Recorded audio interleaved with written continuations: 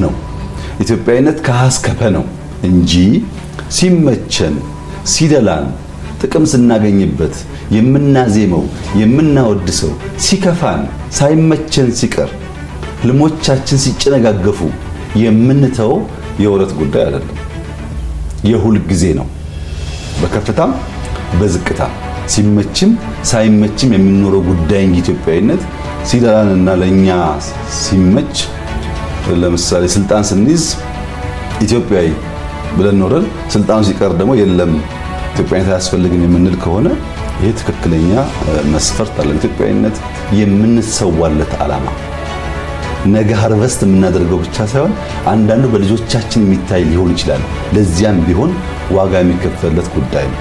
ይሄ ደግሞ በኢትዮጵያ በተደጋጋሚ ታይቷል። ሰዎች አድዋ ላይ የሞቱት፣ ሰዎች ማይጮ ላይ የሞቱት፣ ሰዎች ባድመ ላይ የሞቱት ትውልድ እንዲቀጥል ሀገር እንዲቀጥል እንጂ ከሞቱ በኋላ ሌላ የሚያገኙት ወረት ክፍያ ስላለ አይደለም።